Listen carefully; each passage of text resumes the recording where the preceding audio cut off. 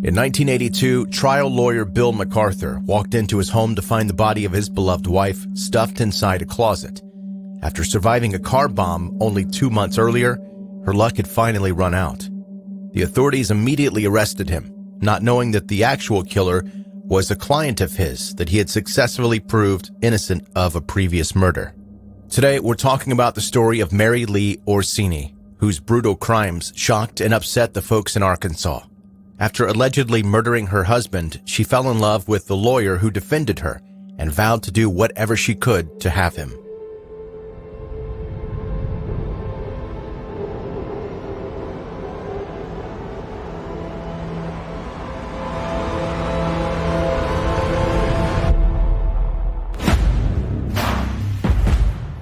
Welcome to 10-Minute Murder, brief and bingeable true crime. My name is Joe, I'm the host, and thank you for joining today. If you are brand new to this podcast, I'm glad you're here, first of all, but be sure you become a subscriber of 10-Minute Murder. Wherever you're listening right now, find the place where you can subscribe, hit that little button, and that ensures that you don't miss any episode in the future. You can also connect with 10-Minute Murder on Facebook, Instagram, Twitter, YouTube, TikTok. I almost said Turtle. I don't think that's a social media place, but if it is, then connect with me on Turtle. I probably have a Turtle account. And if you are listening to this on the day that it's released, at the time that it's released, you may be wondering what the holdup is. It's the right day. I normally release episodes on this day, but not at this time. Well, the reason is allergies. It's hard out here in the streets for people with allergies. I thought if I let a little time go by today, I would start to sound better. And not sound like, what's that big brown elephant on Sesame Street? Snuffleupagus. I thought I wouldn't sound like Snuffleupagus, but I do, because allergies. So just try not to picture Snuffleupagus telling this story today. Speaking of the story today, let's go ahead and get to it.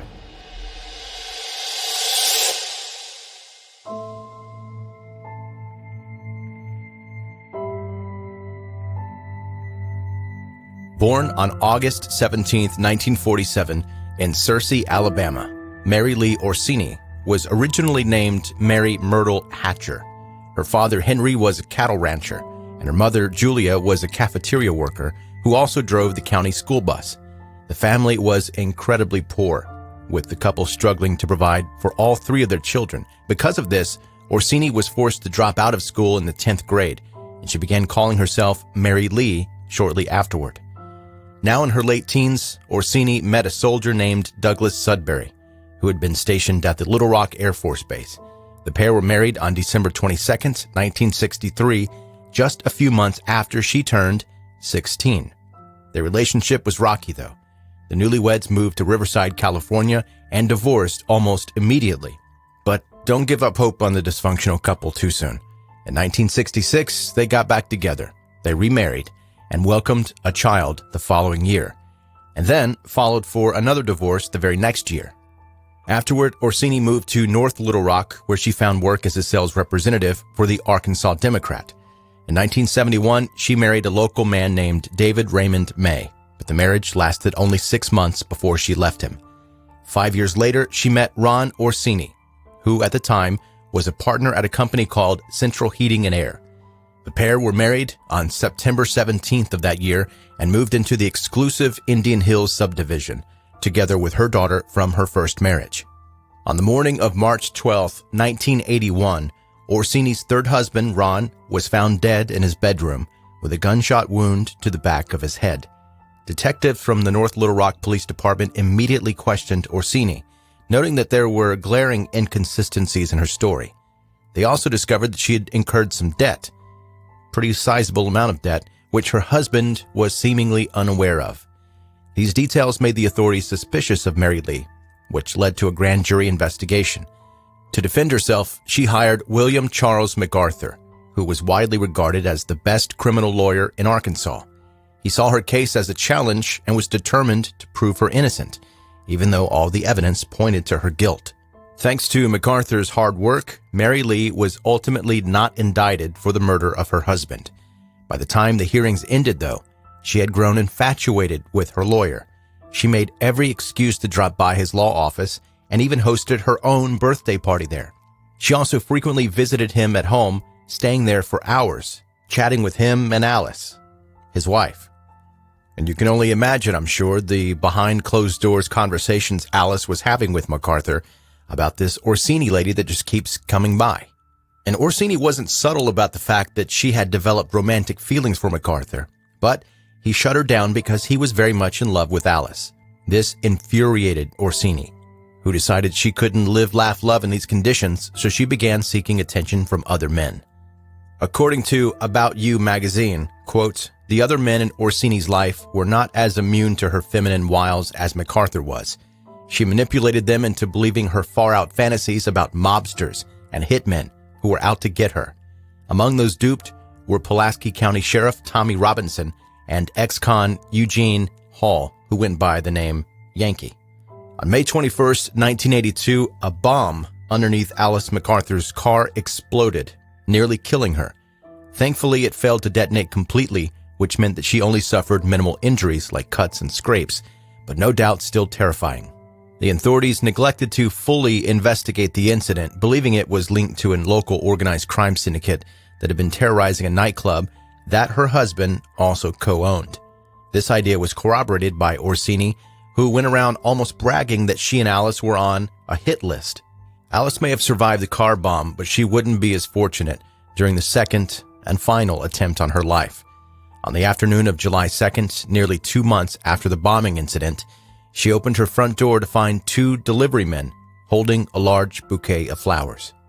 At the time, her husband was in his law office, having a late meeting with Mary Lee Orsini, who had requested to see him, but she had no actual legal business to discuss with him, so he decided to cut the appointment short.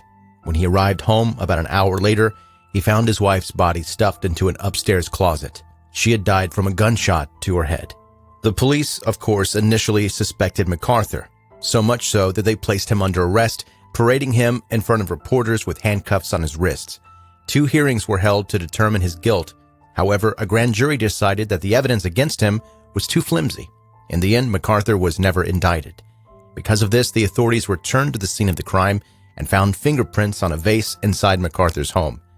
They traced this to Eugene Hall, Yankee, an ex-convict who snitched on another former inmate named Larry Darnell McClendon. When questioned, the 2 confessed to the police that Orsini had hired them to murder Alice. According to them, she had claimed that Bill McArthur wanted to have his wife killed.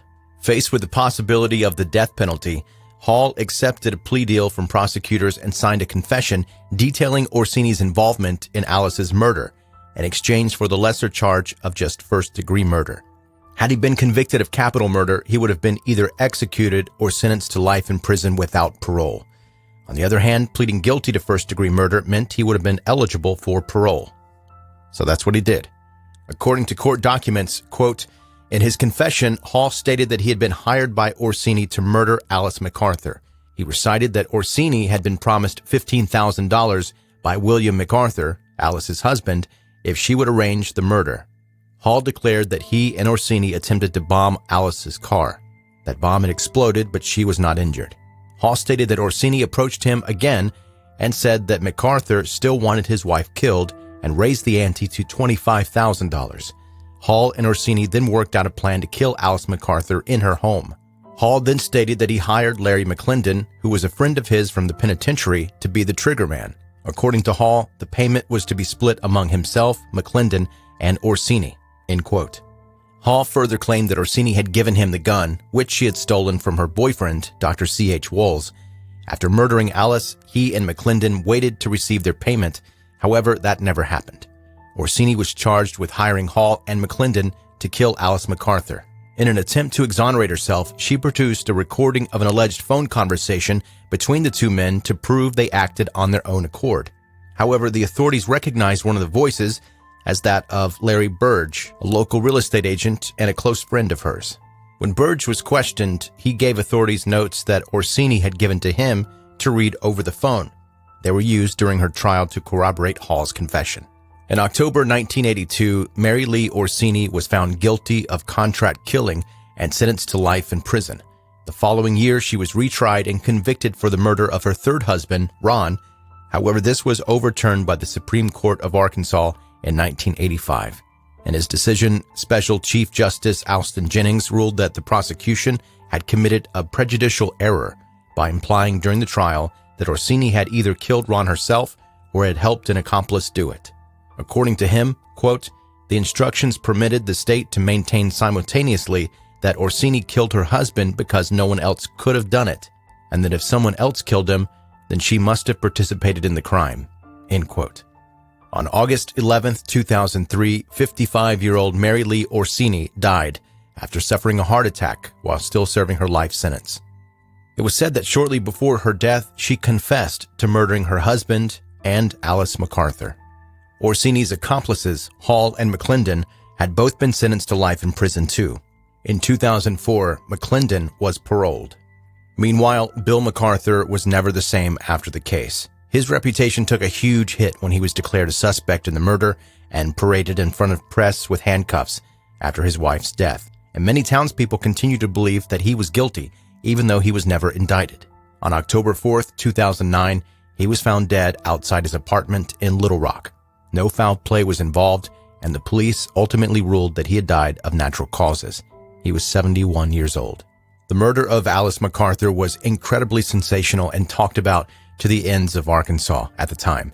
According to the Encyclopedia of Arkansas, it's considered to be the most meticulously documented homicide in the history of the Little Rock Police Department.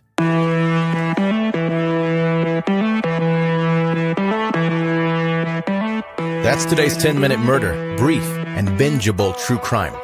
I'm Joe. Again, I said that at the beginning. I don't know why I said it again, but that's my name, and I'm glad that you listened today. If today was your first time listening, be sure that you hit the subscribe button wherever you're listening right now and become a subscriber, and you won't miss any future episodes of 10-Minute Murder. Also, connect with me on social media.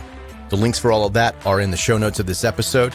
Also in the show notes is a link for you to connect with the 10-Minute Murder merch store. If you are interested in picking up t-shirts, stickers, cups, anything like that, that's cool. If not, that's also cool. But it's there for you if you want it. Thank you for listening to 10-Minute Murder. Be safe and have a good night.